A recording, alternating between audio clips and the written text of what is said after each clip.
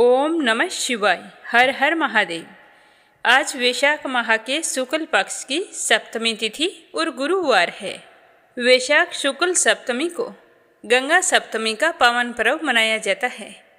गंगा सप्तमी का पर्व बहुत ही पवित्र है। इस दिन माँ गंगा का धरती पर पुनः अवतरण हुआ था। इस शुभ अवसर पर गंगा स्नान, पूजा और दान करने से जीवन के सारे कष्ट दूर होते हैं और पुण्य फलों की प्राप्ति होती है। गंगा सप्तमी सिर्फ एक पर्व नहीं है, बल्कि आध्यात्मिक शुद्धि, पापों से मुक्ति और जीवन में सकारात्मक ऊर्जा का प्रतीक है। इस दिन पूरे श्रद्धा भाव से गंगा मैया की पूजा अर्चना करनी चाहिए, गंगा स्नान करना चाहिए। यह संभव नहीं है तो घर पर ही नहाने के जल में गंगा जल मिलाकर स्नान करें। फिर गंगा मैया की पूजा अर्चना करके अपने सामर्थ्य के अनुसार दान पुण्य भी करना चाहिए, ताकि गंगा मैया के आशीर्वाद से हमारे जीवन में सुख समृद्धि का वास हो। तो ये थी छोटी सी जानकारी। अब अपने शुभारंभ करते हैं आज की कथा का। बोलो गणेश जी महाराज की जय हो। एक समय की बात है कि गणेश जी भगवान एक बहुत ही सुंदर गांव से गुजर रहे थे। इस गांव के खेत हरे भरे थे। सुबह का समय था। ठंडी हवा का आनंद लेते हुए गणेश जी मुश्क पर सवार होकर चले जा रहे थे। इतने में वो एक खेत से गुजरे जिसमें जौ की फसल खड़ी थी। तो गणेश जी ने एक जौ की बाली तोड़ ली। फिर उसे तोड़कर देखा तो उसके अंदर 13 दाने अनाज के थे। तो यह देखकर गणेश जी को बड़ा ही अफसोस हुआ। वो सोचने लगे कि मैंने बिना पूछे किसी के खेत से 13 दाने अनाज के तोड़ लिए हैं, तो यह तो चोरी हो गई। चोरी करना पाप है, पर मैंने जानबूझकर चोरी नहीं की है। तो गणेश जी उस खेत के मालिक का पता लगाने लगे। तो किसी ने गणेश जी को बताया कि यह खेत हमारे गांव के सेठ जी का है। तो गणेश जी पता लगाकर सेठ जी के दुकान पर पहुंच गए और कहा कि सेठ जी मुझे काम पर रख लो, मुझे नौकरी की ज़रूरत है। तो सेठ जी को काम वाले की ज़रूरत थी, तो सेठ जी ने उसे काम पर रख लिया। तो गणेश जी कहने लगे कि मैं आपके यहाँ 12 साल नौकरी करूँगा। तो सेठ जी ने कहा कि कोई बात नहीं, जब तक तुम्हारी इच्छा हो तुम नौकरी कर सकते हो। तुम यह बताओ तुम्हारा नाम क्या है। तो गणेश जी भगवान कहने लगे कि मेरा नाम तो गणेश है। फिर गणेश जी तो सेठ जी के यहाँ नौकरी पर लग गए। घर का सारा काम करते और समय मिलते ही खेत में काम करने के लिए चले जाते। तो सेठ जी यह देखकर बहुत ही खुश होते कि यह लड़का कितना सच्चा और ईमानदार है। काश मेरे इस तरह का एक बेटा होता। क्योंकि सेठ जी के संतान नहीं थी, इसीलिए सेठ और सेठानी बड़े ही दुखी रहा करते थे। पर सेठ जी तो गणेश जी को अपने पुत्र के समान ही प्यार करते थे। एक दिन की बात है कि सेठानी लघु शंका के लिए गई और आकर राख से हाथ धोने लगी। तो यह देखकर गणेश जी ने सेठानी का हाथ पकड़ लिया और मिट्टी से हाथ धुलवा दिया। तो यह देखकर सेठानी को बहुत ही गुस्सा आया। जाकर सेठ जी से शिकायत की और कहा कि कैसा नौकर रखा है, उसने आज मेरा हाथ पकड़ लिया और आप पता नहीं उसकी किस बात की इतनी तारीफ करते रहते हो कि वो ईमानदार है, सच्चा है। तो सेठानी की बात सुनकर सेठ जी ने गणेश जी को बुलाया और पूछा कि बेटा गणेश, सेठानी सच बोल रही है क्या? तूने इनका हाथ पकड़ लिया, ऐसा क्यों किया?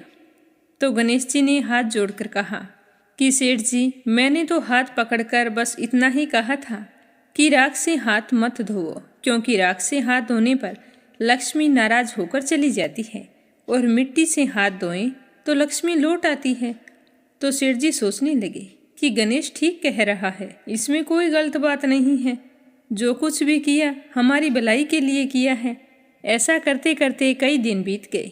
थोड़े दिनों बाद कुंभ का मेला आया। तो सेठानी सेठ जी से कहने लगी कि सेठ जी, मुझे तो कुंभ के मेले में स्नान करने जाना है। तो सेठ जी कहने लगे कि मुझे तो समय नहीं है, दुकान संभालनी होती है, फिर खेत जाना होता है। यह सोचते हुए उन्होंने गणेश को आवाज़ दी और कहा कि बेटा गणेश, तुम ऐसा करो, सेठानी जी को कुंभ के मेले में स्नान करवा के लाओ। तो सेठ जी की आज्ञा पाकर गणेश सेठानी को लेकर कुंभ के मेले में चला गया।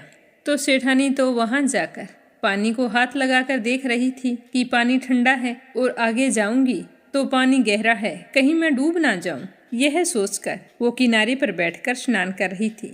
तो गणेश जी ने उनका हाथ पकड़ा और आगे ले जाकर डुबकी लगवाकर घर ले आई। घर आते ही सेठानी ने सेठ जी से कहा कि आपने कैसा नौकर रखा है, इसने तो मेरी लोगों के बीच में ही इज्जत नहीं रखी। इतनी सारी भीड़ थी वहाँ पर, उन सभी के बीच में मुझे घसीट कर पानी में आगे ले गया। तो यह सुनकर सेठ जी सोचने लगे कि गणेश ऐसा क्यों कर रहा है। उन्होंने आवाज़ लगाई कि बेटा गणेश इधर आओ, क्या सेठानी सच कह रही है? तो गणेश ने कहा कि हाँ सेठानी जी सच कह रहे हैं, इन्हीं से पूछो कि मैंने ऐसा क्यों किया। ये तो किनारे पर बैठकर गंदे पानी से स्नान कर रही थी। जब हम इतनी दूर से कुंभ के मेले में स्नान करने के लिए गए हैं तो कम से कम अच्छे पानी में जाकर डुबकी तो लगाओ।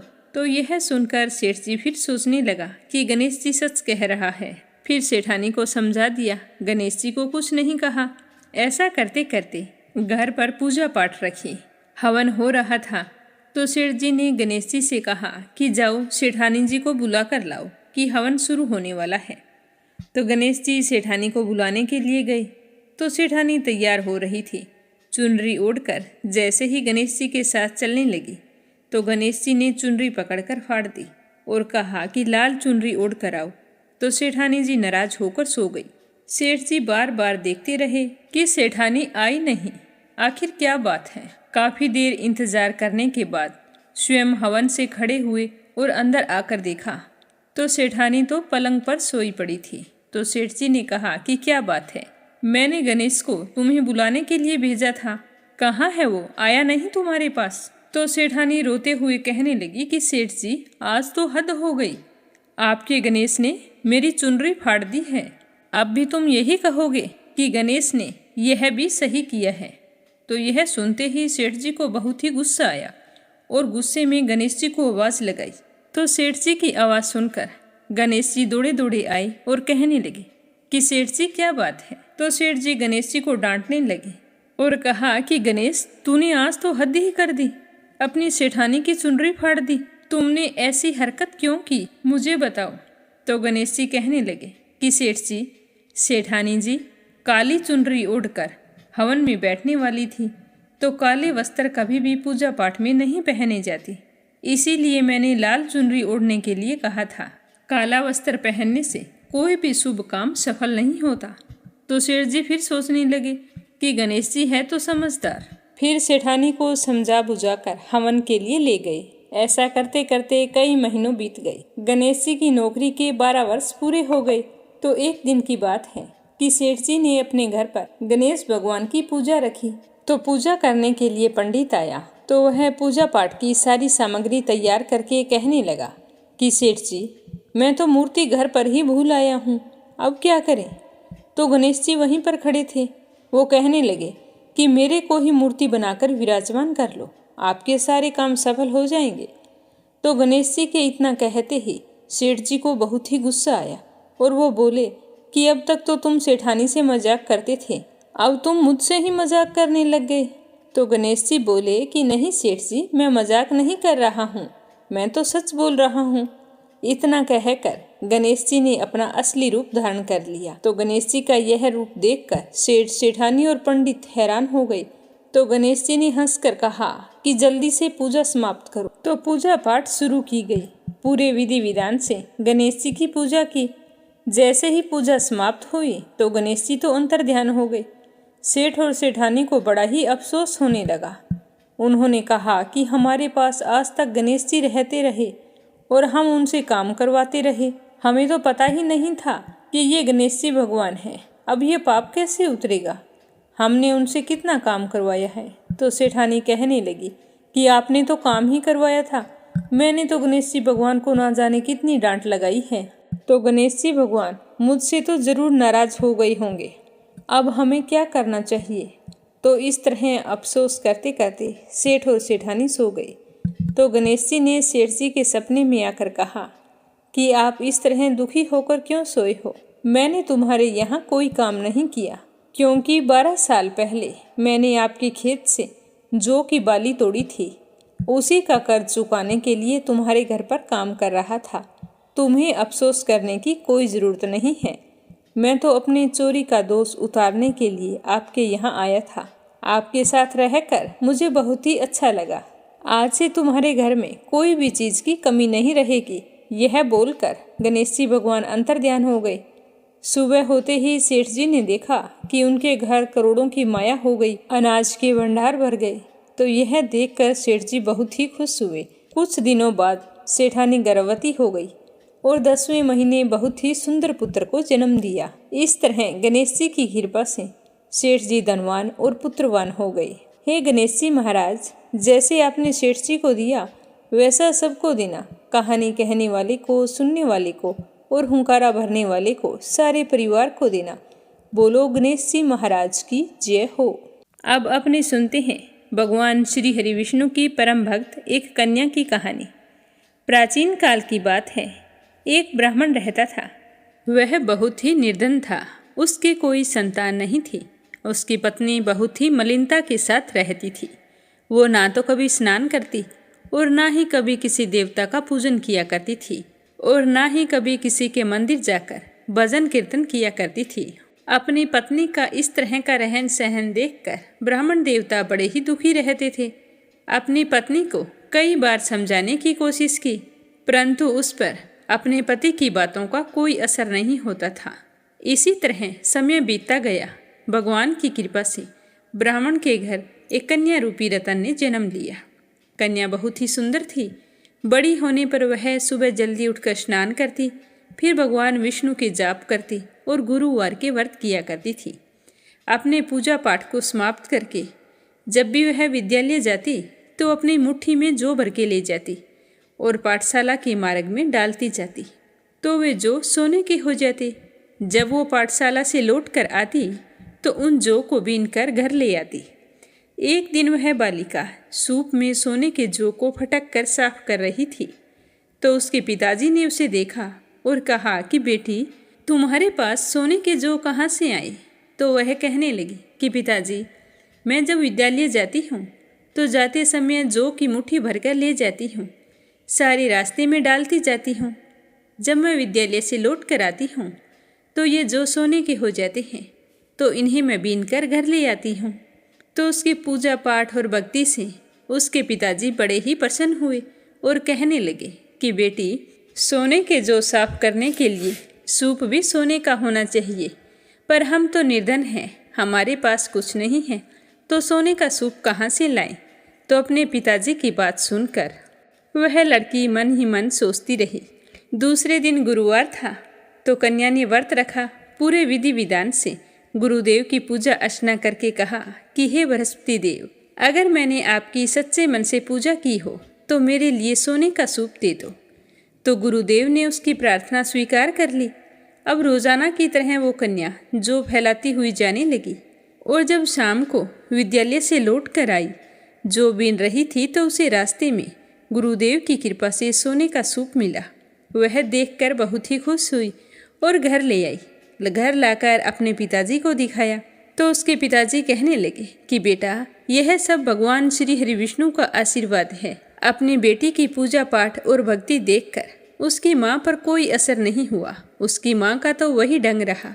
एक दिन की बात है, वह कन्या सोने के सूप में जौ साफ कर रही थी तो उसी समय उस शहर का राजपुत्र वहां से होकर निकला।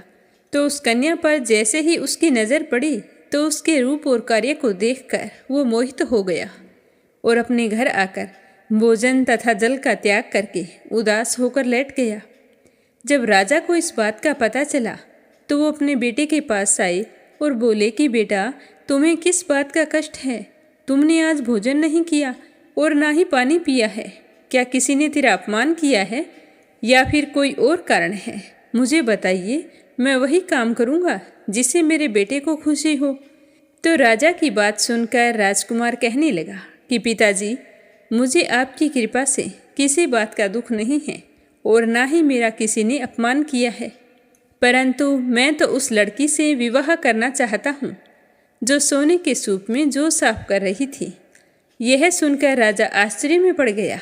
सोचने लगा कि इस नगर में ऐसी लड़की कहाँ हो सकती है जिसके पास सोने का सूप और सोने के ही जौ हैं। तो इस प्रकार सोचते हुए राजा ने अपने बेटे से कहा कि बेटा, ऐसी कन्या का पता तुम ही लगाओ। मैं तुमसे वादा करता हूँ कि तुम्हारा विवाह उस लड़की के साथ अवश्य करवा दूंगा। तो राजकुमार ने उस लड़की के घर का पता बतला दिया। तो पता सुनकर राजा अपने मंत्री को लेकर उस लड़की के घर गए और ब्राह्मण देवता को सारा हाल बताया। ब्राह्मण देवता से कहा और कहने लगे कि हे ब्राह्मण देव, आपकी बेटी का विवाह मैं मेरे राजकुमार के साथ करना चाहता हूँ। तो यह सुनकर ब्राह्मण देव तो बहुत ही खुश हुए और अपनी बेटी का विवाह करने के लिए तैयार हो गए। फिर शुभ मुहूर्त देखकर विधि विधान के साथ ब्राह्मण की कन्या और राजकुमार का विवाह हो गया। कन्या के घर से जाते ही ब्राह्मण के घर पहले की भांति गरीबी का निवास हो गया। अब भोजन के लिए भी अन्न बड़ी मुश्किल से मिलता था। एक दिन दुखी होकर ब्राह्मण देवता अपनी पुत्री के पास गए। तो जैसे ही उसकी पुत्री को पता चला कि उसके पिताजी मिलने के लिए आए हैं, तो वह बहुत ही खुश हुई और जल्दी जल्दी अपने पिताजी से मिलने के लिए आई। लेकिन जब अपने पिताजी की हालत को देखा, उनकी दुखी अवस्था को देखकर वह बहुत ही दुखी हुई और कहने लगी कि पिताजी, आप ठीक तो हैं? माँ के क्या हाल हैं? तो उसके पिताजी ने सारा हाल कह सुनाया। तो उस ब्राह्मण की बेटी ने बहुत सारा धन देकर अपने पिता को विदा कर दिया। तो इस तरह ब्राह्मण का कुछ समय सुखपूर्वक व्यतीत हुआ। फिर वही हाल हो गया। ब्राह्मण फिर अपनी कन्या के यहाँ गया और सारा हाल कहा। तो वह लड़की कहने लगी कि हे पिताजी, आप माताजी को यहीं लेकर आओ। मैं उन्हें पूजा पाठ की विधि बता दूंगी, जिससे आपकी गरीबी दूर हो जाएगी।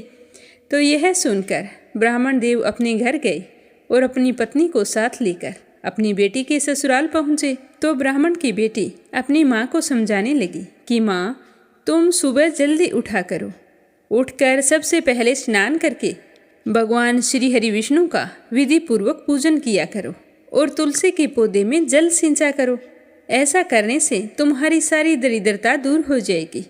भगवान के आशीर्वाद से आप भी सुखी और संपन्न हो जाएंगे। परंतु उसकी माँ ने अपनी बेटी की एक भी बात नहीं मानी।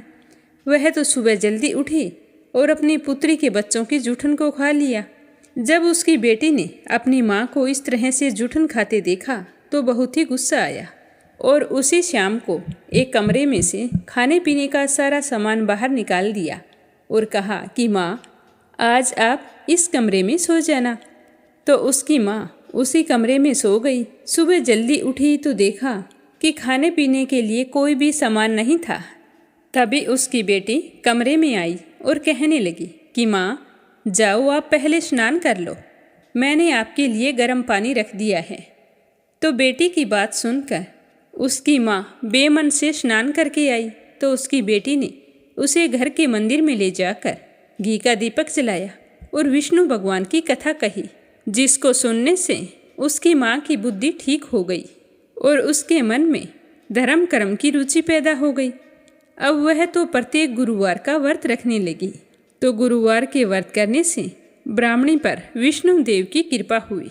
विष्णु भगवान की कृपा से वो धनवान और पुत्रवान हो गई। अपनी बेटी की सूझबूझ और समझदारी देखकर ब्राह्मण देवता बहुत ही खुश हुए। इस तरह दोनों पति पत्नी अपने जीवन के समस्त सुखों का भोग करते हुए अंत में वैकुंठ धाम को गए। हे विष्णु भगवान, जो भी आपका व्रत रखे, कथा कहे या सुने, उसकी सारी मनोकामनाएं पूर्ण करना, अन्न धन के भंडार भरना, सुख सौभाग्य का वास करना। बोलो बृहस्पति देवता की जय हो। बोलो विष्णु भगवान की जय हो। तो पहले अपने सुनेंगे श्री गंगा स्तोत्र। श्री गंगा स्तोत्र का नित्य पाठ करने से व्यक्ति को मृत्यु के बाद मोक्ष प्राप्त होता है। जो व्यक्ति इस स्तोत्र का पाठ नियमित रूप से करता है, उसके जन्म जन्मांतर के सभी पाप नष्ट हो जाते हैं और वह अपने जीवन के सारे सुखों का भोग करता है और अंत में उसे मोक्ष धाम की प्राप्ति होती है। कहते हैं कि गंगा स्तोत्र का पाठ रोजाना करने से व्यक्ति के तन और मन दोनों ही शुद्ध हो जाते हैं, शरीर रोग मुक्त हो जाता है और इस स्तोत्र के प्रभाव से व्यक्ति के मन में सकारात्मक विचार आने लगते हैं, जिससे वह अपने जीवन में सही निर्णय लेने में सक्षम हो जाता है। बोलो गंगा मैया की जय हो। हे देवी गंगे, तुम देवगण की ईश्वरी हो। हे भगवती, तुम त्रिभुवन को तारने वाली, विमल तरंगमयी तथा शंकर के मस्तक पर विहार करने वाली हो। हे माता, तुम्हारे चरण कमलों में सदा मेरी मति लगी रहे। हे भागीरथी, तुम समस्त प्राणियों को सुख प्रदान करती हो। हे माता, वेद और शास्त्र में तुम्हारे जल का महात्म्य वर्णित है। मैं तुम्हारी महिमा को नहीं जानता। हे दयामयी, मुझ अज्ञानी की रक्षा करो। हे माँ गंगा, तुम श्री हरि के चरणों की चरणोदकमयी नदी हो। हे देवी, तुम्हारी तरंगे हिम, चंद्रमा और मोती के समान सफ़ेद है। तुम मेरे पापों का भार दूर करो और कृपा करके मुझे भव सागर के पार करो। हे देवी, जिसने तुम्हारा जल ग्रहण कर लिया उसने निश्चित ही परम पद पा लिया। हे माँ गंगे, जो तुम्हारी भक्ति करता है उसको यमराज भी नहीं देख पाते, अर्थात तुम्हारे भक्तगण यमपुरी में ना जाकर बैकुंठ में वास करते हैं। हे माँ गंगे, पतित जनों का उद्धार करने वाली जोहो कुमारी गंगे, तुम्हारी तरंगें गिरिराज हिमालय को भी खंडित कर देती हैं और बहती हुई सुशोभित होती हैं। तुम विषम की जननी और जोहो मुनि की कन्या हो। पतित पावनी होने से तुम त्रिभुवन में धन्य हो। हे माता, तुम इस लोक में कल्पलता की भांति फल प्रदान करने वाली हो। जो भी तुम्हें प्रणाम करता है वह कभी शोक में नहीं पड़ता। हे गंगे, मन्य वनिता जैसे चंचल कटाक्ष वाली तुम समुद्र के साथ तुम विहार करती हो। हे माँ गंगे, जिसने तुम्हारे जल में स्नान कर लिया वह फिर से मात्र गर्भ में प्रवेश नहीं करता है। हे गंगा, तुम भक्तों को नरक में जाने से बचाती हो और उसके जन्म जन्मांतर के पापों को हर लेती हो। तुम्हारा महात्म्य बड़ा ही महान है। हे करुणा कटाक्ष वाली जोहो पुत्री गंगे, मेरे अपावन अंगों पर अपनी पावन तरंगों से उल्लासित होने वाली गंगे, तुम्हारी जय हो, जय हो, जय हो।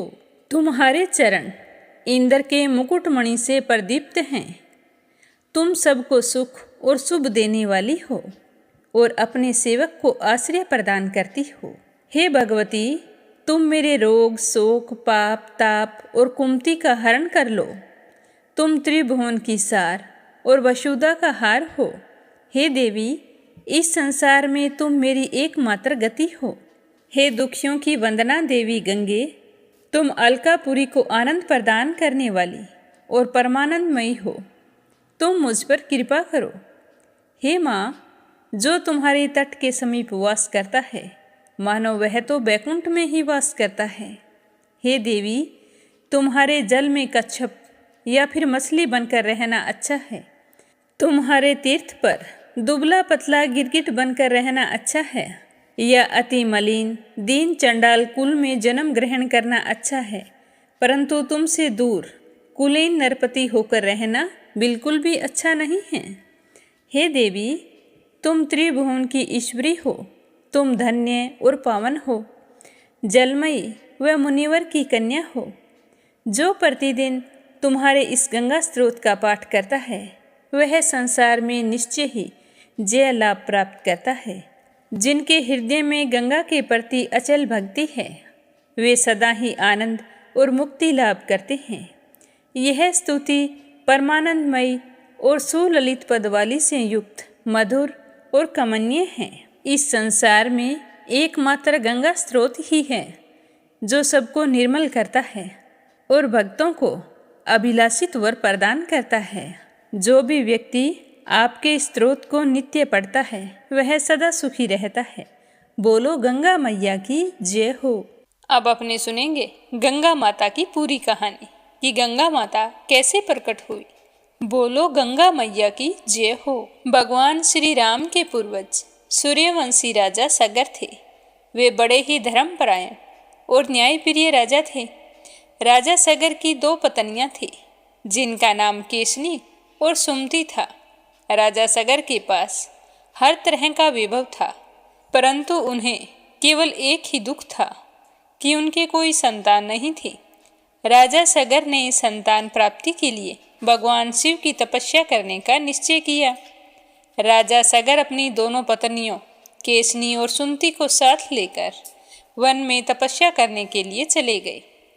वन में उन तीनों ने मिलकर भगवान शिव की कठिन तपस्या की, तो उनकी तपस्या से प्रसन्न होकर भगवान शिव उनके सामने प्रकट हो गए। भगवान शिव ने रानी केशनी को वरदान दिया कि उन्हें एक पुत्र की प्राप्ति होगी जो राजा सगर के वंश को आगे बढ़ाएगा। और रानी सुमति को भगवान शिव ने वरदान दिया कि तुम्हें 60,000 पुत्रों की प्राप्ति होगी। भगवान शिव से वरदान पाने के बाद राजा सगर अपनी दोनों पत्नियों के साथ अपनी राजधानी अयोध्या लौट आई। कुछ समय बाद रानी केशनी को एक पुत्र की प्राप्ति हुई। इस पुत्र का नाम असमंजस रखा गया। उसी समय रानी सुमति के गर्भ से पुत्र के स्थान पर एक तुम्बा प्रकट हुआ। इस तुम्बे में 60,000 पुत्रों के बीज थे। इस तुम्बा को घी से भरे हुए घड़े में रखा गया, जिससे 60,000 पुत्र उत्पन्न हुए। 60,000 पुत्रों के जन्म लेने पर राजा सगर अत्यंत प्रसन्न हो गए। उन्होंने पूरे राज्य में उत्सव मनाने की घोषणा की। राजकुमारों के जन्म के अवसर पर पूरे राज्य में भव्य उत्सव मनाया गया। धीरे धीरे सभी राजकुमार बड़े होने लगे। वे सारे राजकुमार एक से बढ़कर एक विद्याओं में पारंगत और वीर योद्धा हुए। रानी केशनी का पुत्र असमंजस स्वभाव से दुराचारी था। वह प्रजा पर अत्याचार करने लगा। राजा सगर अपने पुत्र असमंजस से बहुत ही दुखी रहा करते थे। राजा सगर ने राजकुमार असमंजस का यह सोचकर विवाह करवा दिया कि शायद विवाह के बाद यह सुधर जाएगा, परंतु ऐसा कुछ नहीं हुआ। असमंजस ने अपना स्वभाव नहीं छोड़ा। वह तो पहले की तरह प्रजा को परेशान करता रहता। तो प्रजा दुखी होकर राजा के पास आई, तो राजा ने ना चाहते हुए भी अपने राजकुमार असमंजस को अपने राज्य से निर्वासित कर दिया। और राजा सगर के जो 60,000 पुत्र थे, उन्होंने समय के साथ 10 दिशाओं में अपने पराक्रम के झंडे गाड़ दिए। उनसे युद्ध करने का साहस किसी में नहीं था। राजा सगर के 60,000 पुत्र अपने आप में एक विशाल और शक्तिशाली सेना के समान थे। अपने बलशाली पुत्रों को देखकर राजा सगर बहुत ही हर्षित होते। और दूसरी ओर राजकुमार असमंजस, जिसको राजा ने देश से निकाल दिया था, उसकी पत्नी ने बहुत ही सुंदर पुत्र को जन्म दिया था, जिसका नाम अंशुमान रखा गया। बड़ा होने पर असमंजस का पुत्र अंशुमान सदाचारी और पराक्रमी हुआ। एक दिन राजा सगर ने अपने राज्य का विस्तार करने के लिए अश्वमेध यज्ञ करने का विचार किया। इसके बाद राजा सगर ने एक भव्य यज्ञ मंडप का निर्माण किया, जहां पर उन्होंने अश्वमेध यज्ञ का आयोजन किया। एक तरफ राजा सगर यज्ञ में आहुतियां डाल रहे थे, तो दूसरी तरफ यज्ञ का घोड़ा रवाना किया गया। यज्ञ का घोड़ा कई राज्यों की सीमाओं में से होकर गुजरा, पर उन राज्य के राजाओं ने किसी ने भी घोड़े को रोकने का साहस नहीं किया, क्योंकि यज्ञ के घोड़े को रोकने का अर्थ था अयोध्या की शक्तिशाली सेना से युद्ध करना। कोई भी राजा अयोध्या की सेना से युद्ध नहीं करना चाहता था। इसीलिए सभी राज्य के राजाओं ने राजा सगर से दोस्ती कर रखी थी। राजा सगर का अश्वमेध यज्ञ पूरा होने वाला था, तब स्वर्ग के राजा इंद्र को अपना सिंहासन जाने का खतरा सताने लगा। तो इंद्र ने राजा सगर के अश्वमेध यज्ञ को पूरा होने से रोकने के लिए रात्रि के अंधकार में यज्ञ के घोड़े को कपिल मुनि के आश्रम में छिपा दिया। अगले दिन सुबह जब यज्ञ का घोड़ा दिखाई नहीं दिया, तो उसकी खोज शुरू की गई। घोड़े को खोजने के लिए 10 दिशाओं में सेनाओं की टुकड़ियां रवाना हो गई। बहुत खोज करने के बाद भी जब यज्ञ का घोड़ा नहीं मिला, तब राजा सगर ने अपने 60,000 पुत्रों को घोड़े की खोज में भेजा। राजा सगर के पुत्रों ने भी 10 दिशाओं में घोड़े की खोज की। खोजते खोजते राजा सगर के पुत्र कपिल मुनि के आश्रम में पहुंच गए। कपिल मुनि उस समय साधना में लीन थे। राजकुमारों ने आश्रम की खोज की, तो उन्हें वहां पर घोड़ा बंधा हुआ दिखाई दिया। तो राजकुमारों ने सोचा कि कपिल मुनि ने उनका घोड़ा चुराया है और अब साधना में लीन होने का ढोंग कर रहे हैं। यह सोचकर सभी राजकुमार कपिल मुनि को भला बुरा कहने लगे और उन्हें चोर कहकर संबोधित करने लगे। कोलाहल सुनकर कपिल मुनि की साधना भंग हो गई। राजकुमारों को कपिल मुनि के तप सामर्थ्य का कोई ज्ञान नहीं था। जैसे ही कपिल मुनि की साधना टूटी तो सारे राजकुमार उन्हें और भी अधिक अपशब्द कहने लगे, उन्हें चोर उचक्का कहकर पुकारने लगे और वे सारे मिलकर कपिल मुनि को दंड देना चाहते थे। यह सब सुनकर कपिल मुनि को गुस्सा आ गया और कपिल मुनि ने गुस्से में आकर 60,000 सगर पुत्रों को उसी क्षण जलकर भस्म होने का श्राप दे दिया। तो कपिल मुनि के श्राप से वो सारे उसी क्षण जलकर भस्म हो गए। सभी राजकुमारों के जलने की खबर जब राजा सगर को मिली तो उन्हें बहुत ही दुख हुआ। उनके पूरे राज्य में शोक की लहर छा गई। राजा सगर ने अपने पुत्र अंशुमान को बुलाया और उन्हें कपिल मुनि के पास अपने पुत्रों की तरफ से क्षमा याचना करने के लिए भेज दिया। अंशुमान कपिल मुनि के आश्रम पर गए और उन्हें प्रणाम किया तथा उनसे अपने चाचाओं की तरफ से क्षमा याचना की और साथ ही कपिल मुनि से अपने चाचाओं की मुक्ति का मार्ग भी पूछा। तब कपिल मुनि ने अंशुमान को बताया कि केवल एक ही रास्ता है, गंगा जी के पावन जल से तर्पण करने के बाद ही इन सबको मुक्ति मिल सकती है। इतना कहकर कपिल मुनि ने अंशुमान को यज्ञ का घोड़ा लौटा दिया। घोड़ा लेकर अंशुमान राजा सगर के पास पहुँचे और उन्हें सारी बात कह सुनाई।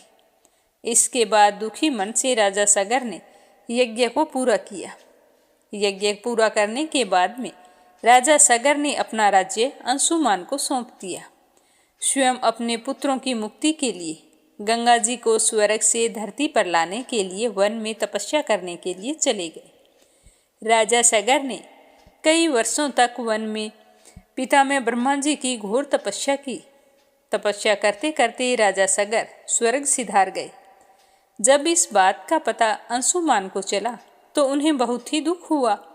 इसके बाद राजा अंशुमान ने भी अपना राजपाट अपने पुत्र दिलीप को सौंप दिया और स्वयं तपस्या करने के लिए वन में चले गए। अंशुमान ने भी गंगा जी को धरती पर लाने के लिए कठिन तपस्या की, परंतु वो भी सफल नहीं हो सके। तपस्या करते करते उनकी भी मृत्यु हो गई। जब राजा दिलीप का पुत्र भागीरथ बड़ा हुआ तब राजा दिलीप ने अपना राज्य पुत्र भागीरथ को सौंप दिया और स्वयं घोर तपस्या करने के लिए वन में चले गए। परंतु राजा दिलीप को भी इस कार्य में सफलता नहीं मिली और तप करते करते उनकी भी मृत्यु हो गई। भागीरथ के कोई संतान नहीं थी, इसीलिए राजा भागीरथ ने अपना राज्य अपने मंत्रियों को सौंप दिया और स्वयं तपस्या करने के लिए हिमालय पर चले गए। राजा भागीरथ ने भी पितामह ब्रह्मा जी की कई सालों तक कठिन तपस्या की। अंततः पितामह ब्रह्मा जी भागीरथ की तपस्या से प्रसन्न हो गए और प्रसन्न होकर भागीरथ से वरदान मांगने के लिए कहा। तब भागीरथ ने कहा कि हे परमपिता ब्रह्मा जी, यदि आप मेरी तपस्या से प्रसन्न हैं तो मुझे यह वरदान दीजिए कि मेरे पूर्वज महाराज सगर के 60,000 पुत्रों को गंगा जी के पावन जल के द्वारा मुक्ति प्राप्त हो। साथ ही मुझे संतान प्राप्ति का भी वरदान दीजिए जिससे मेरा वंश चलता रहे। तो पितामह बोले कि तुम्हारी संतान प्राप्ति की इच्छा अवश्य पूरी होगी, परंतु गंगा जी पृथ्वी पर अवतरित नहीं हो सकती, इसमें एक समस्या आ रही है। तो राजा भागीरथ पूछने लगे कि गंगा जी के धरती पर अवतरित होने में क्या समस्या है। तो पितामह कहने लगे कि भागीरथ, जब गंगा जी स्वर्ग लोक से पृथ्वी पर आएगी तो उनका वेग इतना तीव्र होगा कि पृथ्वी उसे संभाल नहीं पाएगी और गंगा जी पृथ्वी को चीरकर पाताल लोक में चली जाएगी। इसीलिए गंगा जी के वेग को संभालने के लिए तुम्हें पहले कठोर तपस्या करके भगवान शिव को प्रसन्न करना होगा। केवल वे ही गंगा जी के वेग को संभाल सकते हैं। यह कहकर पितामह ब्रह्मा जी अंतर्ध्यान हो गए। तो पितामह की बात सुनकर राजा भागीरथ ने हार नहीं मानी। उन्होंने उसी समय से उसी स्थान पर भगवान शिव को प्रसन्न करने के लिए कठोर तपस्या करनी शुरू कर दी। फिर कई वर्षों की कठोर तपस्या के बाद भगवान शिव जी प्रसन्न हो गए और प्रकट होकर कहने लगे कि राजा भागीरथ, मैं तुम्हारी तपस्या से बहुत ही प्रसन्न हूँ, मांगो क्या वरदान मांगते हो। तो शिव जी के दर्शन पाकर भागीरथ बहुत ही प्रसन्न हुआ और प्रणाम करके कहने लगा कि भगवान, मुझे गंगा को पृथ्वी पर लाना है और मेरे पूर्वजों का तर्पण करना है। इसके लिए मुझे आपकी सहायता की जरूरत है। तो भगवान शिव कहने लगे कि हम तुम्हारी तपस्या से बहुत प्रसन्न हैं, इसीलिए तुम्हारा मनोरथ जरूर पूरा होगा। हम तुम्हारी मनोकामना पूरी करने के लिए गंगा जी को अपने शीश पर धारण करेंगे। जब गंगा जी को पता चला कि उन्हें पृथ्वी पर जाना है तो वे अत्यंत क्रोधित हो गई, क्योंकि वे देवलोक को छोड़कर पृथ्वी पर नहीं जाना चाहती थी। गंगा जी ने निश्चय किया कि वे अपने प्रचंड वेग से भगवान शिव को भी बहाकर पाताल लोक में ले जाएगी। तो यह सोचकर गंगा जी बहुत ही प्रचंड वेग से भगवान शिव के शीश पर उतरी। भगवान शिव गंगा जी के अहंकार को भांप गए। भगवान शिव ने गंगा जी के वेग को अपनी जटाओं में समेट लिया। गंगा जी पूरा प्रयास करने के बाद भी भगवान शिव की जटाओं से मुक्त नहीं हो सकी। जब राजा भागीरथ ने देखा कि गंगा जी भगवान शिव की जटाओं में विलीन हो गई है, तो भागीरथ ने गंगा जी को भगवान शिव की जटाओं से मुक्त करवाने के लिए फिर से भगवान शिव की तपस्या की। तो राजा भागीरथ की तपस्या से प्रसन्न होकर भगवान शिव ने गंगा जी को अपनी जटाओं से मुक्त कर दिया। शिव जी की जटाओं से मुक्त होकर गंगा जी की प्रचंड धारा राजा भागीरथ के पीछे पीछे चलने लगी। भागीरथ गंगा जी की धारा को लेकर उस स्थान की तरफ बढ़ने लगे जहां उनके 60,000 पूर्वज भस्म हो गए थे। गंगा जी की धारा भी उनके पीछे पीछे आ रही थी। उनके मार्ग में आने वाले सभी राजा, देव, दानव, यक्ष, किन्नर आदि गंगा जी का स्वागत कर रहे थे। जो भी गंगा जी के जल का स्पर्श करता उसका उद्धार हो जाता। राजा भागीरथ गंगा जी को लेकर आगे बढ़ रहे थे। मार्ग में जहानु ऋषि का आश्रम था। उस समय वो ऋषि अपने आश्रम में यज्ञ कर रहे थे। उसी समय गंगा जी की प्रचंड धारा में जहानु ऋषि के यज्ञ समेत उनका पूरा आश्रम बह गया। तो यह देखकर ऋषि अत्यंत क्रोधित हो गए। जहानु ऋषि ने अंजलि भरकर गंगा जल का सारा पानी पी लिया। जब राजा भागीरथ ने मार्ग में पीछे मुड़कर देखा तो उन्हें गंगा जी की धारा दिखाई नहीं दी। तो वो पुनः पीछे लौटकर आए तो देखा कि जहानु ऋषि बैठे हैं। तो उन्होंने जहानु ऋषि के पास जाकर अपना उद्देश्य बताया और गंगा जी को मुक्त करने के लिए विनती की। भागीरथ की विनती सुनकर ऋषि ने अपने कान से गंगा जी की धारा को मुक्त कर दिया। जहानु ऋषि ने गंगा जी को मुक्त किया था, इसीलिए गंगा जी को जहान्वी भी कहा जाता है। जब गंगा जी देवलोक से भगवान शिव की जटाओं में उतरी थी, तब भगवान शिव ने उन्हें हिमालय स्थित गोमुख नाम के स्थान पर मुक्त किया था। तो गोमुख से भागीरथ गंगा जी को सर्वप्रथम हरिद्वार लाए थे। इसीलिए आज भी मुक्ति के लिए हरिद्वार जाया जाता है। हरिद्वार से प्रयागराज, काशी, पाटलिपुत्र होते हुए राजा भागीरथ गंगा जी को कपिल मुनि के आश्रम लेकर आए थे, जहां उनके पूर्वजों की भस्म पड़ी थी। भस्म को गंगा जी के पवित्र जल का स्पर्श पाते ही राजा भागीरथ के 60,000 पूर्वजों को मुक्ति मिल गई। यह देखकर राजा भागीरथ ने मां गंगा को कोटि कोटि नमन किया। महाराज सगर के पुत्रों को मुक्ति प्रदान करके गंगा जी की पवित्र धारा गंगा सागर नाम के स्थान पर जाकर समुद्र में समा गई। आज भी मां गंगा की यह पवित्र धारा इसी मार्ग से बह रही है और पतितों का उद्धार कर रही है। प्रेम से बोलो हर हर गंगे, हर हर गंगे। अब अपने सुनते हैं वैशाख मास महात्म्य का आगे का अध्याय। प्रेम भाव से सुनते रहिए। बोलो श्री हरि विष्णु भगवान की जय हो। जब धर्मवरण लोकों में विचरते हुए पितरलोक में पहुँचे तो उन्होंने वहाँ कर्म से कष्ट पाते हुए पितरों को बड़ी ही भयंकर दशा में देखा। वे दौड़ते, रोते, गिरते पड़ते, चिल्लाते। तो इस तरह धर्मवरण ने अपने पितरों को भी नीचे अंधकूप में पड़े हुए देखा। तो उन्हें देखकर बड़ी ही हैरानी हुई और परम दयालु धर्मवरण ने उनसे पूछा कि आप लोग कौन हैं? किस दुस्तर कर्म के प्रभाव से आप यहाँ पर पड़े हैं और इस अंधकूप नरक की तुम्हें प्राप्ति हुई है? तो पितर कहने लगे कि हम श्रीवत्स गोत्र वाले हैं। पृथ्वी पर हमारी कोई संतान नहीं रह गई, अतः हम श्राद्ध और पिंड से वंचित हैं। इसीलिए यहाँ हमें नरक का कष्ट भोगना पड़ रहा है। जो संतानहीन होते हैं उन दुरात्माओं का अंधकूप में ही पतन होता है।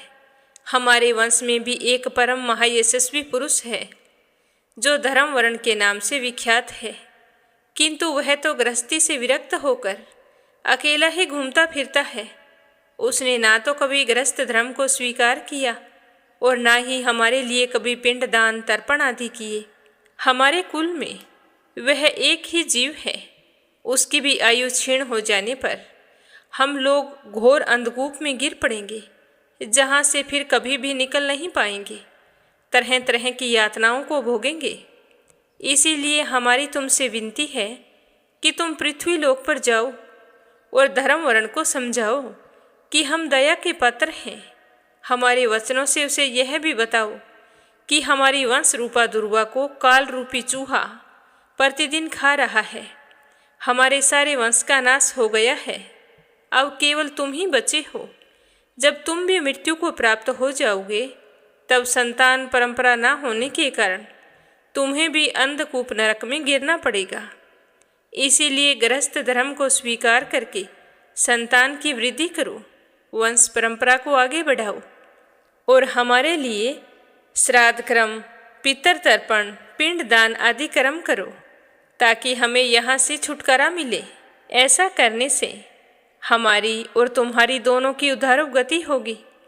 यदि एक भी पुत्र वैशाख, माघ अथवा कार्तिक मास में हमारे उद्देश्य से भगवान को स्नान, श्राद्ध और दान करेगा तो उससे हम लोगों को उद्धार गति होगी और हम नरक से छूट जाएंगे, हमारा उद्धार हो जाएगा।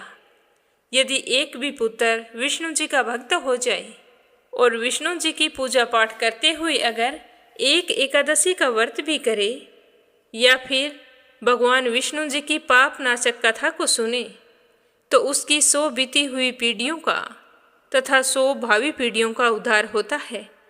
वे पीढ़ियां पाप से आवृत होने पर नरक का दर्शन नहीं करती हैं। दया और धर्म से रहित उन बहुत से पुत्रों के जन्म का क्या लाभ जो कुल में उत्पन्न होकर सर्वव्यापी भगवान नारायण की पूजा नहीं करते हैं। इस प्रकार प्रिय वचनों द्वारा धर्मवरण को समझाकर फिर तुम उसे विरक्तिपूर्ण ब्रह्म आचार्य आश्रम से गृहस्थ आश्रम में प्रवेश करने की सलाह देना। तो पितरों की यह बात सुनकर धर्मवरण अत्यंत विस्मित हुआ और हाथ जोड़कर कहने लगा कि मैं ही धर्मवरण नाम से विख्यात आपके वंश का दुराग्रही बालक हूँ और यज्ञ में मैंने महात्मा नारद जी का यह वचन सुना कि कलयुग में पराये कोई भी रसनेन्द्रिय और शिश्नेन्द्रिय को दृढ़तापूर्वक संयम में नहीं रखता है। मैं दुर्जनों की संगति से भयभीत होकर अब तक दूसरे दूसरे द्वीपों में घूमता रहा। इस कलयुग के 3 चरण बीत गए। अंतिम चरण में भी 3.5 भाग व्यतीत हो चुके हैं। मेरा तो जन्म व्यर्थ ही बीता है, क्योंकि जिस कुल में मैंने जन्म लिया उसमें माता पिता के ऋण को मैंने आज तक नहीं चुकाया।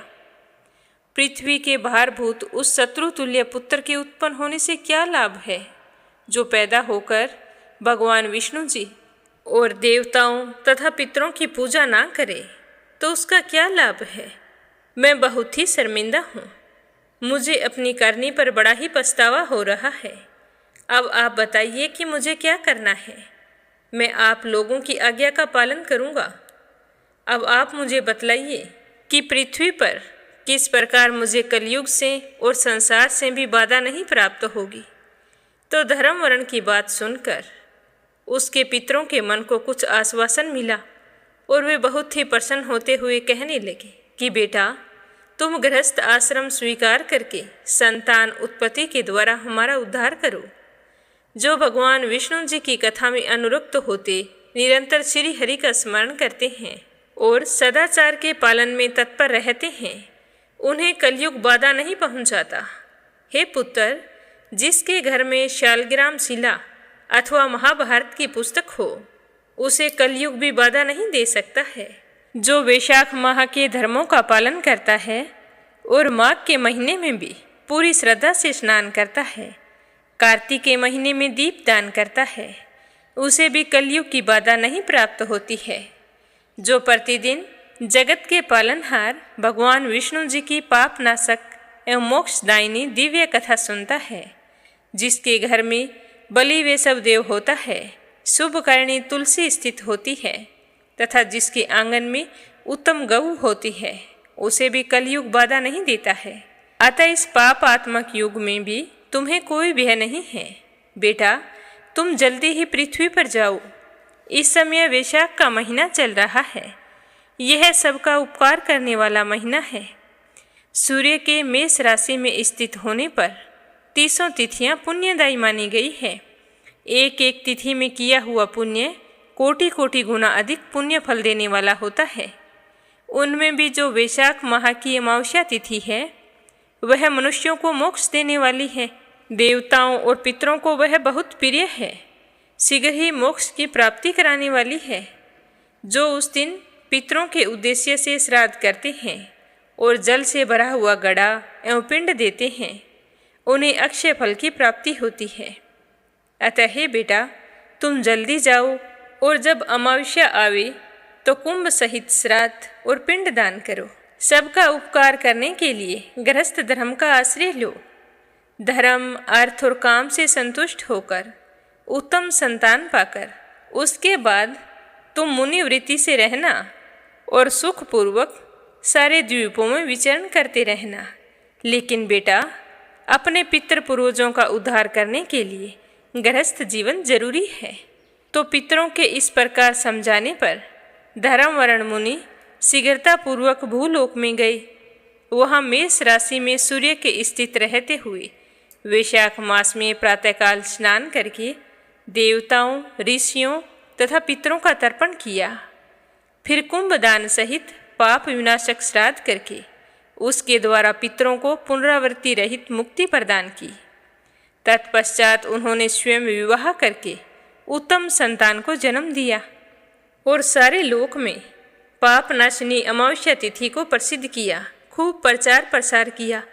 उसके बाद वे भक्तिपूर्वक भगवान की आराधना करने के लिए पूरे हर्ष के साथ गंधमादन पर्वत पर चले गए। इसीलिए वैशाख मास की यह अमावस्या तिथि परम पवित्र मानी गई है। अब अपने सुनते हैं भागवत कथा का आगे का अध्याय। प्रेम भाव से सुनते रहिए। बोलो श्री हरि विष्णु भगवान के अनंत स्वरूपों की जय हो। राजा परीक्षित पूछने लगे कि हे प्रभु, सर्वशक्तिमान भगवान श्री हरि ने अनेकों अवतार धारण करके बहुत सुंदर और मधुर लीलाएं किया करते थे। वे सब मुझे अति प्रिय लगती हैं। उनको सुनने मात्र से ही व्यक्ति की भगवान के प्रति श्रद्धा बढ़ जाती है और विविध विषयों की जो तृष्णा है वो भाग जाती है। मनुष्य का अंतःकरण जल्दी से जल्दी शुद्ध हो जाता है। भगवान के चरणों में भक्ति बढ़ जाती है और उनके भक्तजनों से भी प्रेम हो जाता है। यदि आप मुझे उस सब को सुनने का अधिकारी समझते हैं तो हे भगवान, आप उनकी मनोहर लीलाओं का मेरे सामने विस्तार से वर्णन कीजिए, क्योंकि मेरे पास समय बहुत कम है। भगवान श्री कृष्ण ने मनुष्य लोक में प्रकट होकर मनुष्य जाति के स्वभाव का अनुसरण करते हुए जो बाल लीलाएं की है, अवश्य वे अत्यंत अद्भुत हैं। इसीलिए आप उनकी दूसरी बाल लीलाओं का भी वर्णन कीजिए। पूतना राक्षसी के बारे में आपने बताया, सुनकर मुझे बड़ा ही हर्ष हुआ कि कैसे बाल रूप में भगवान ने उस राक्षसी का वध कर दिया था। राजा परीक्षित की बात सुनकर श्री सुखदेव जी कहने लगे कि हे राजन, एक बार भगवान श्री कृष्ण के करवट बदलने का अभिषेक उत्सव मनाया जा रहा था। उस दिन उनका जन्म नक्षत्र भी था और उनके घर में स्त्रियों की बहुत भीड़ लगी हुई थी। गाना बजाना हो रहा था। उन्हीं स्त्रियों के बीच में खड़ी सती साध्वी यशोदा जी ने अपने पुत्र का अभिषेक किया। उस समय ब्राह्मण लोग मंत्र पढ़कर आशीर्वाद दे रहे थे। नंद रानी यशोदा जी ने बहुत ही प्रसन्नचित मन से ब्राह्मणों का खूब पूजन सम्मान किया। उन्हें अन्न, वस्त्र, माला, गौ आदि मुँह मांगी वस्तुएं दान की। जब यशोदा मैया ने उन ब्राह्मणों द्वारा स्वस्ति वाचन करवाकर फिर कान्हा जी को स्नान करवाया, स्नान कराने के बाद यशोदा मैया ने देखा कि कान्हा के नेत्रों में नींद आ रही है। तो यह देखकर यशोदा मैया ने अपने कान्हा को धीरे से सैया पर सुला दिया और स्वयं मेहमानों की देखरेख में लग गई। थोड़ी ही देर बाद में कान्हा जी की आंखें खुल गई तो वे भूख के मारे दूध पीने के लिए जोर जोर से रोने लगे। उस समय यशोदा जी तो उत्सव में आए हुए वृजवासियों के स्वागत सत्कार में बहुत ही तन्मय हो रही थी, इसीलिए उन्हें कान्हा जी का रोना नहीं सुनाई दिया, क्योंकि साथ में वहाँ पर ढोल नगाड़े बज रहे थे और उधर कान्हा जी जोर जोर से रोते हुए अपने पांव उछालने लगे। उस समय कान्हा जी एक छकड़े के नीचे सोए हुए थे। उनके पांव अभी लाल लाल कोंपलों के समान बड़े ही कोमल और नन्हे नन्हे थे, परंतु वह नन्हा सा पांव लगते ही उनके ऊपर जो विशाल छकड़ा था वह उल्ट गया। उस छकड़े के ऊपर दूध, दही आदि अनेक रसों से भरी हुई मटकियाँ और दूसरे बर्तन रखे हुए थे, वे सभी के सभी फूट गए। छकड़े के पहिए तथा धुरे भी अस्त व्यस्त हो गए। तो इतनी जोर की आवाज़ सुनकर वहाँ उपस्थित सभी लोगों का ध्यान कान्हा जी की ओर गया। तो वे सब के सब यशोदा जी, रोहिणी जी, नंद बाबा और गोपगण इस विचित्र घटना को देखकर व्याकुल हो गए और वे सारे के सारे आपस में कहने लगे कि अरे यह क्या हो गया, यह छकड़ा अपने आप कैसे उल्ट गया। यशोदा मैया भागकर कान्हा के पास गई कि कहीं कान्हा को कोई चोट तो नहीं आ गई, लेकिन किसी की समझ में नहीं आ रहा था कि यह कैसे हुआ। तभी वहाँ खेल रहे छोटे छोटे बालकों ने कहा कि यह नन्हा बालक जो सो रहा है, यह जोर जोर से रो रहा था और हमने इसकी तरफ देखा भी। तभी इसने रोते रोते अपने एक पाँव इस छकड़े को लगाया और यह छकड़ा तो पलट गया। हम झूठ नहीं बोल रहे हैं, लेकिन वहाँ पर उपस्थित किसी ने भी उनकी बात पर विश्वास नहीं किया, क्योंकि वे कान्हा जी के अनंत बल को नहीं जानते थे। यशोदा जी ने भी यही समझा कि यह किसी ग्रह आदि का उत्पात है, तो उन्होंने अपने रोते हुए लाडले लल्ला को गोद में लेकर ब्राह्मणों से वेद मंत्रों के द्वारा शांति पाठ करवाया और फिर उसे दूध पिलाने लगी। बलवान गोपों ने छकड़े को फिर से सीधा कर दिया, उस पर पहले की तरह सारी सामग्री रख दी। दूध दही के गड़े फूट गए थे, उन्हें उठा उठाकर दूर फेंक दिया। उसके बाद ब्राह्मणों ने हवन किया। दही, अक्षत, कुश तथा जल के द्वारा भगवान और उस छकड़े की पूजा की।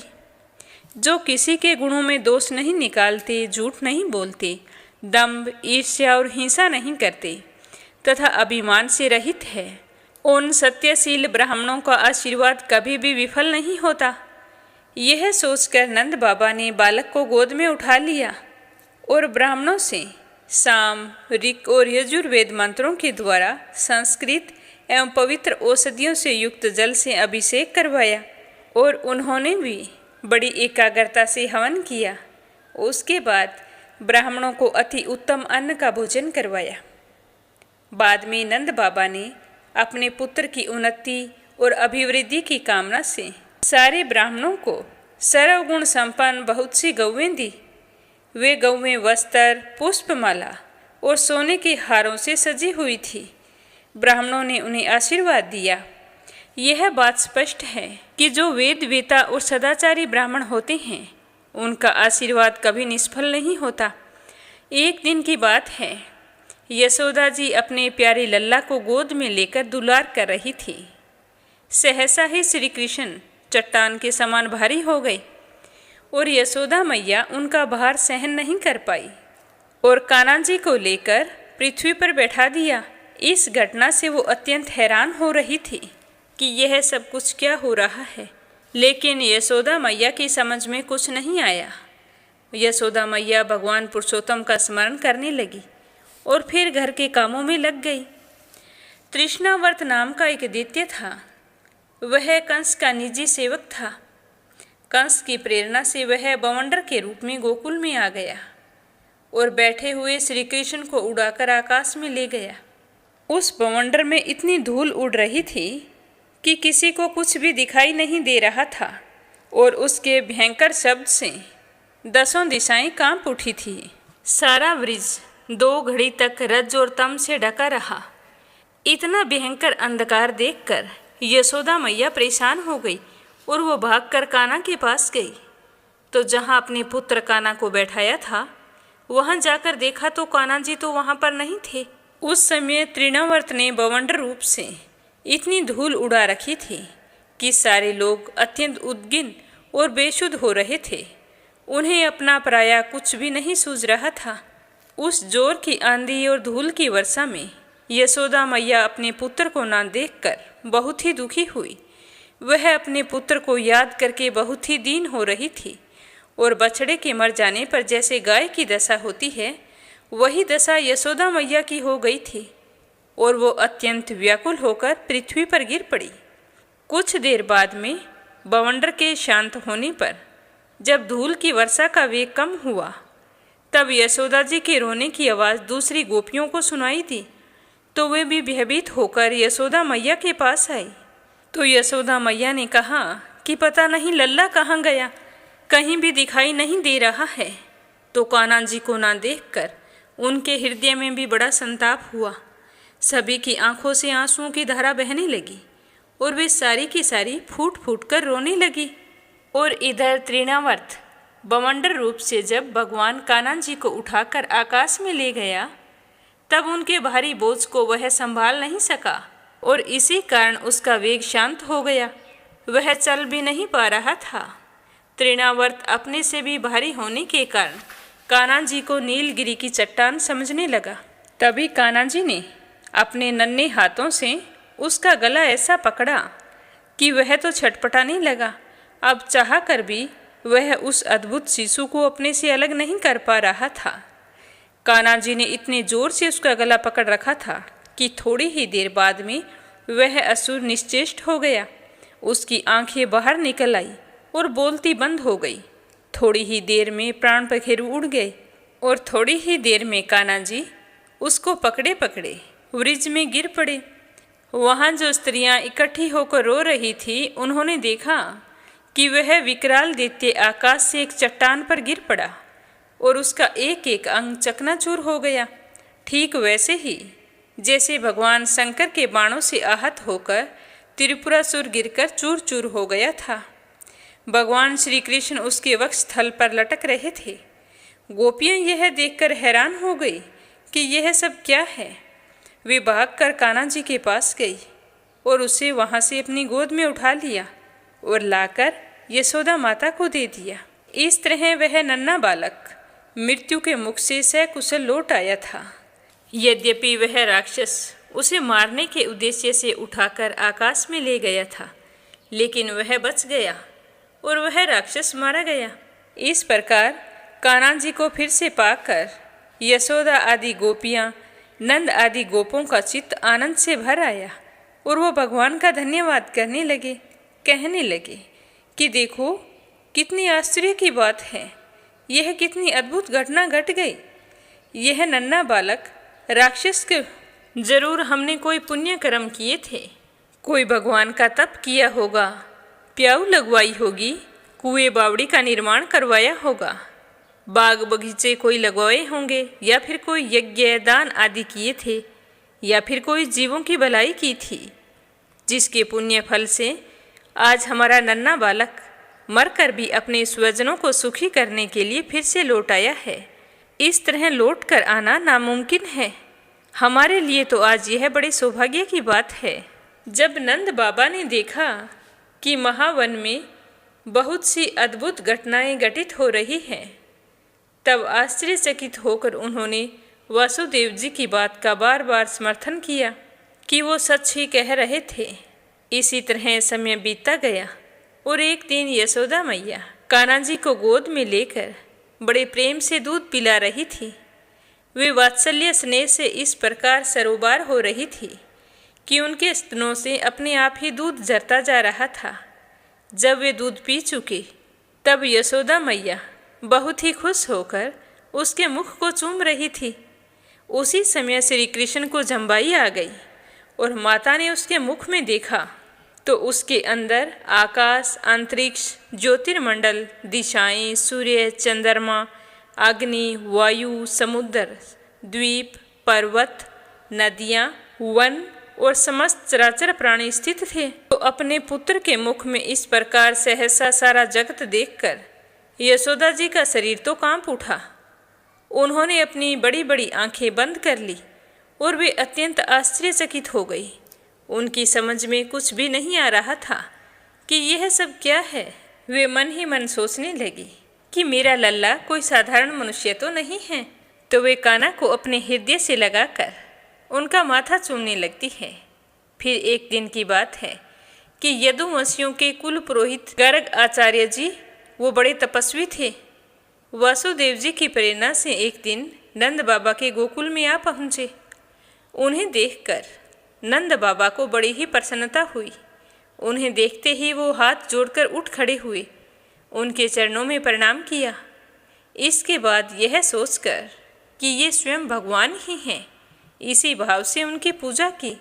और उसके बाद गर्ग आचार्य जी जब आराम से बैठ गए और विधि पूर्वक उनका आतिथ्य सत्कार हो गया, तब नंद बाबा ने बड़ी मधुर वाणी से उनका अभिनंदन किया और कहा कि हे भगवान, आप तो स्वयं पूर्ण काम हैं, फिर मैं आपकी क्या सेवा करूं? आप जैसे महात्माओं का हमारे जैसे गृहस्थों के घर आना हमारे परम कल्याण का कारण है।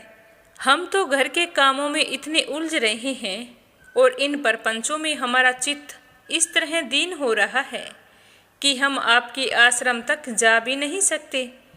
हमारे कल्याण के सिवा आपके आगमन का और कोई हेतु भी नहीं है। हे प्रभु, जो बात साधारणतः इंद्रियों की पहुँच के बाहर है अथवा भूत और भविष्य के गर्भ में निहित है, वह भी ज्योतिष शास्त्र के द्वारा प्रत्यक्ष जान ली जाती है। आपने उसी ज्योतिष शास्त्र की रचना की है, तो आप तो हमारे लिए भगवान हैं। आप ब्रह्मवेताओं में श्रेष्ठ हैं। इसीलिए आप ही मेरे इन दोनों बालकों के नामकरण संस्कार आदि कर दीजिए, क्योंकि ब्राह्मण जन्म से ही मनुष्य मात्र का गुरु होता है। अगर आप ऐसा करते हैं तो मैं अपने आप को परम सौभाग्यशाली समझूंगा। तो नंद बाबा की बात सुनकर गर्ग आचार्य जी ने क्या कहा, यह अपने सुनेंगे कल की कथा में। श्री हरि का आशीर्वाद पाने के लिए नित्य नियम से सुनते रहिए। बोलो विष्णु भगवान की जय हो। अब अपने सुनते हैं लपसी और तपसी की कहानी। बोलो लपसी तपसी की जय हो। बहुत पुराने समय की बात है। एक गांव में एक ब्राह्मण परिवार रहा करता था। उसमें पति पत्नी के अलावा उनके 2 बच्चे थे। एक बेटा था, एक बेटी थी। ब्राह्मण दंपति बहुत ही सरल स्वभाव के थे। समय मिलने पर प्रभु का स्मरण किया करते थे। उनकी बेटी बहुत ही संस्कारी और सुशील थी, लेकिन उनका बेटा आवारा किस्म का था। वह कोई काम धाम नहीं करता और ना ही कभी अपने माँ बाप का कहना मानता था। समय के साथ दोनों बहन भाई बड़े हो गए। बहन की शादी कर दी गई, पर भाई का वही हाल था। उसके माँ बाप ने उसे समझाया कि बेटा, अब हम वृद्ध हो चले हैं, तुम कोई काम किया करो, लेकिन उस पर उनकी बातों का कोई असर नहीं होता था। तो एक दिन ब्राह्मणी अपने पति से कहने लगी कि स्वामी, आप बिल्कुल काम छोड़ दीजिए। जब घर में कुछ भी नहीं होगा तो यह अपनी जिम्मेदारी समझेगा और काम पर लग जाएगा। तो ब्राह्मण ने दूसरे दिन से काम पर जाना छोड़ दिया। तो यह देखकर उनके बेटे ने कोई काम नहीं किया और चोरी करने चला गया। आते जाते राहगीरों को लूट लेता और उसी से अपने घर का गुजारा किया करता था। तो उसकी लूटने और चोरी करने की आदत से सारे गांव वाले उसे लपसी कहने लगे। तो लपसी की इस हरकत से उसके माँ बाप बहुत ही दुखी रहते थे, पर वह किसी की सुनने के लिए तैयार नहीं था। इसी तरह समय बीतता गया। एक दिन की बात है कि लपसी एक पीपल के पेड़ पर बैठा था। तभी शिव पार्वती जा रहे थे। पार्वती माता गहनों से लदी हुई थी, तो लपसी उन्हें देखकर सोचने लगा कि सूरत के कितने गहने हैं, आज ये सारे के सारे लूट लूँगा तो मुझे कई महीनों तक चोरी नहीं करनी पड़ेगी। तो वह लूटने के इरादे से पीपल की ओट में होकर बैठ गया। जैसे ही शिव पार्वती वहाँ से जाने लगे तो लपसी एकदम से शिव पार्वती के सामने आकर कहने लगा कि जल्दी से जितने सारे गहने पहन रखे हैं उतार दो। तो पार्वती माता कहने लगी कि तुम चोरी क्यों करती हो, तुम्हें पता है चोरी करना पाप है। तो लपसी कहने लगा कि क्या करूं, घर पर मेरे माँ बाप हैं, मेरी एक भांजी है, उनके लिए दोनों समय भोजन की व्यवस्था कहाँ से करूं, मुझे कोई काम तो आता नहीं है। तो लपसी की बात सुनकर पार्वती माता कहने लगी कि तुम जो चोरी करके पाप करते हो, इस पाप का भागी कौन बनेगा। तो लपसी कहने लगा कि मेरे घर वाले सारे बनेंगे। तो पार्वती माता कहने लगी कि कोई नहीं बनेगा, पाप के भागी केवल तुम बनोगे। तो लपसी कहने लगा कि मैं लूट खोस कर उन्हीं के लिए लेकर जाता हूँ, तो पाप के भागी तो उन्हें बनना ही पड़ेगा। तो लपसी की बात सुनकर पार्वती माता ने हंसकर कहा कि हम यहीं पर बैठे हैं और तुम अपने घर जाओ, अपने घर वालों से पूछो कि कोई तुम्हारे पाप का भागी बनेगा क्या। तो यह सुनकर लपसी भागा भागा अपने घर आया और अपनी माँ के पास गया और कहने लगा कि माँ, मैं चोरी करके लाता हूँ, राह चलते राहगीरों को लूटता हूँ, तुम्हारे लिए ही तो करता हूँ। तो तुम मुझे एक बात बताओ, चोरी करने से जो पाप लगता है तो आप मेरे पाप के भागी बनोगे। तो लपसी की बात सुनकर उसकी माँ कहने लगी कि बेटा, मैंने तो तुमसे नहीं कहा कि तुम चोरी करके लाओ, तुम कमा कर लाओ, हमें तो 2 वक्त की रोटी चाहिए, मैं तो तुम्हारे पाप की भागी नहीं बनूंगी। तो माँ के मुंह से इस तरह की बात सुनकर लपसी तो हैरान हो गया।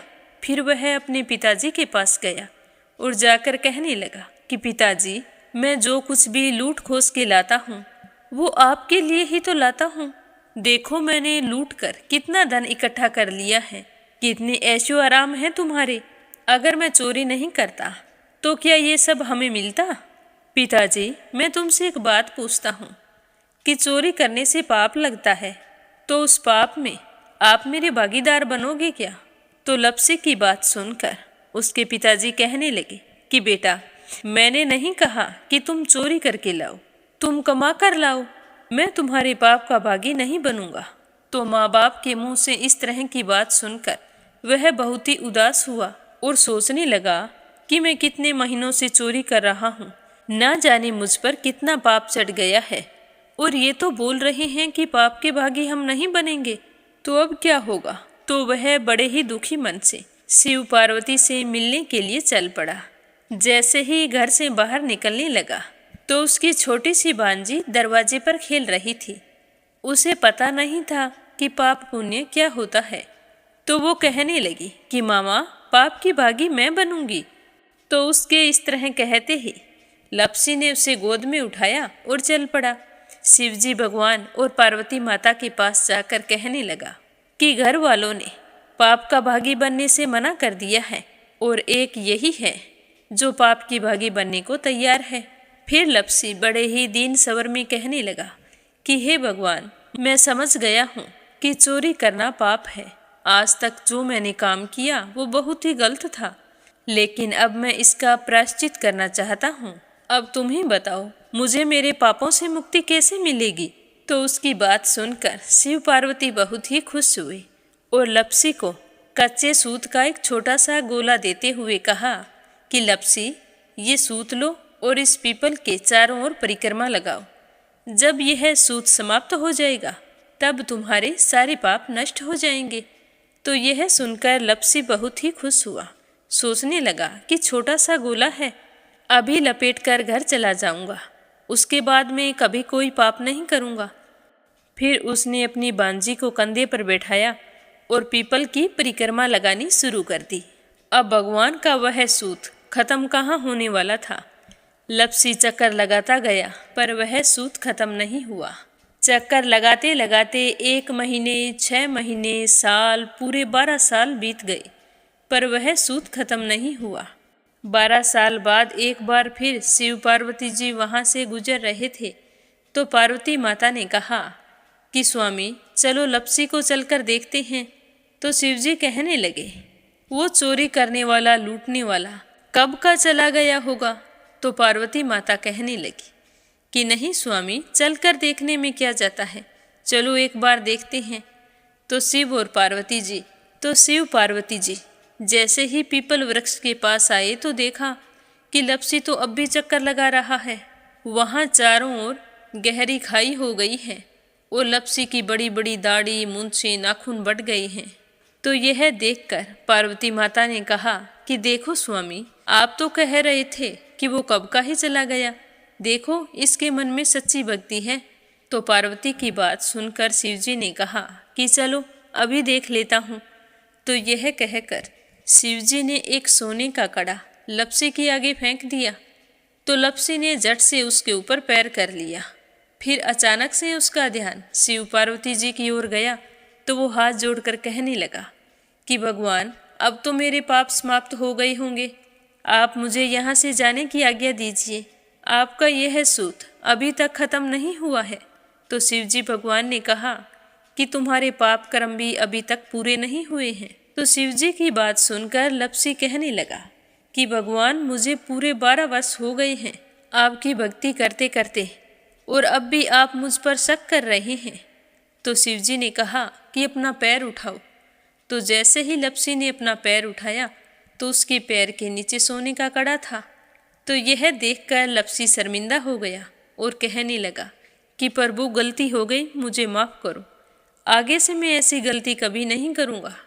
तो शिवजी कहने लगे कि नहीं लपसी, तुम्हारा पाप ऐसे पूरा नहीं हो सकता, अब तुम्हें 12 वर्ष तक और इसी तरह परिक्रमा करनी होगी, उसी के बाद तुम्हारे पाप समाप्त होंगे। यह कहकर शिव पार्वती वहाँ से चले गए और वह फिर से पीपल के पेड़ की परिक्रमा करता रहा। करते करते 12 साल बीत गए। 12 साल बाद में शिव पार्वती जी वहाँ पर आए तो उन्होंने देखा कि आज भी वो वहीं पर चक्कर लगा रहा है। तो शिवजी ने फिर उसके सामने सोने की अंगूठी फेंकी, पर उसने कोई ध्यान नहीं दिया। तो शिवजी भगवान प्रसन्न होकर कहने लगे कि हे लपसी, आज से तुम मेरी तपस्या करके तपसी बन गए हो। मैं तुम्हें वरदान देता हूँ कि तुम अपने जीवन में सारे सुखों को प्राप्त करेगा, और तूने 24 बरस तक मेरी भक्ति की है, इसका फल भी तुझे अवश्य मिलेगा।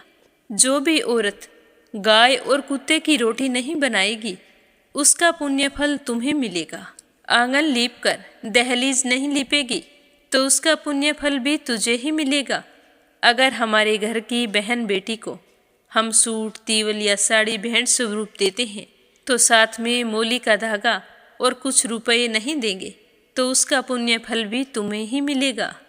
अगर कोई दिए से दिया जलाएगा, तो उसका पुण्य फल भी तुम्हें ही मिलेगा। अगर व्रत और पूजा पाठ में सारी कहानी सुन ले और तुम्हारी कहानी ना सुने, तो उसका पुण्य फल भी तुम्हें ही मिलेगा। कहा जाता है कि तभी से सुबह पहली रोटी गाय की और सुबह की अंतिम रोटी छोटी बनाई जाती है, और शाम को अंतिम रोटी बड़ी बनाई जाती है जो कुत्ते की होती है, और दिए से दिया भी नहीं जलाया जाता।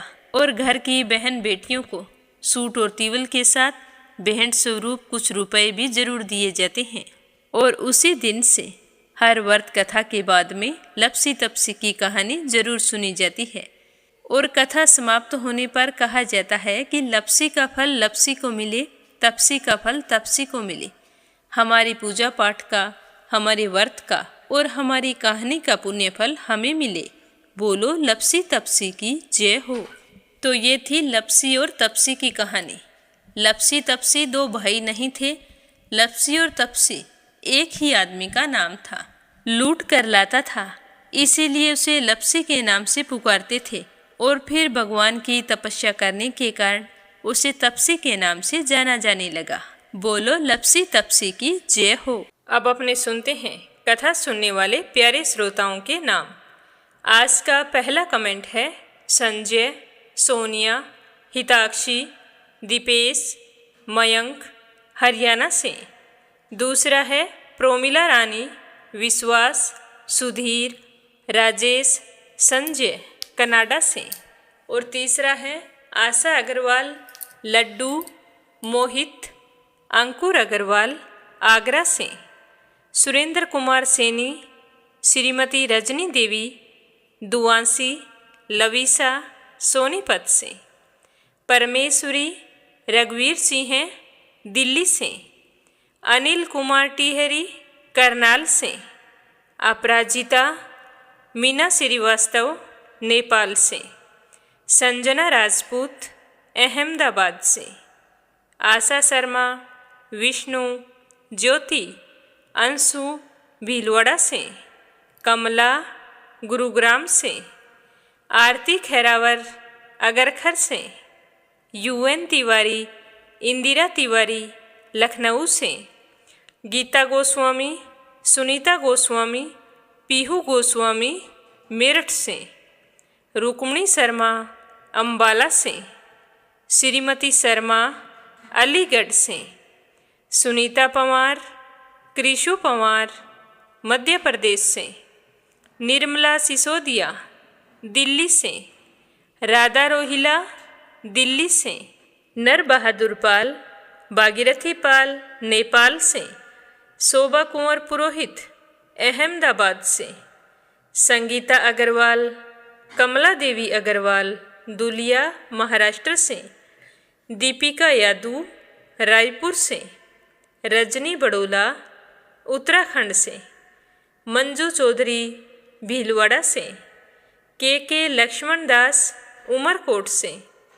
आशा शर्मा, मुकेश शर्मा, रश्मि शर्मा, पंजाब से। उषा शर्मा, सोजत सिटी से। वीना कालड़ा, आगरा से। गीता गुप्ता, रुड़की से। बीना देविका, कनिका वासने, अलीगढ़ से। नंदा पांडुरंग पुजारी, ब्रह्मपुरी, महाराष्ट्र से। विमला, नेपाल से। रेखा धर्मेंद्र शर्मा, जयपुर से। चंद्रकांता, दिल्ली से। निर्मला पांचाल, करनाल से। शांताबेन वाघेला, गुजरात के मंडल से। दिल्ली बहादुर भंडारी, सरिता भंडारी, नम्रता भंडारी, सूरज भंडारी, नेपाल से। उषा सोनी, दिल्ली से। कमलेश भल्ला, जम्मू से। किरण, पानीपत से। शीला बहन, जयपुर से। रीना साहू, ईशा साहू, ध्रुव साहू, झांसी से। देवी सिंह, कार्तिक, पायल, सौम्या, उमा रघुवंशी, गजबा सौदा से। पूजा पाठक, उत्तराखंड, देहरादून, कोसानी से। सावित्री ईश्वरलाल, राजेश, मीनू, निखिल, भारती, शुभम रामचंदानी, गाजियाबाद से। स्मिता सीताराम गायकवाड़, महाराष्ट्र से। श्याम सुंदर, मीरा सिंह, शिवानी सिंह, वाणी सिंह, कृष्ण सिंह, ऋतिक सिंह, सीताराम जायसवाल, शकुंतला जायसवाल, वाराणसी से। कुसुम बघेल, दिल्ली से। राधा मिश्रा, सोनम मिश्रा, सीता मिश्रा, गौरी मिश्रा, माधवी मिश्रा, बाराबंकी से। आप सभी श्रोताओं का बहुत बहुत धन्यवाद। अपना प्यार और सहयोग हमेशा यूं ही बनाए रखें। इस चैनल पर प्रस्तुत होने वाली कथाओं को रोजाना नियम से सुने और ज़्यादा से ज़्यादा दूसरे विष्णु भक्तों में शेयर करें। भगवान के निमित्त कमेंट करें और अगर चैनल पर पहली बार कथा सुन रहे हैं तो इस चैनल को सब्सक्राइब जरूर करें। आप सभी की मंगल कामना के साथ ओम नमः शिवाय। हर हर महादेव।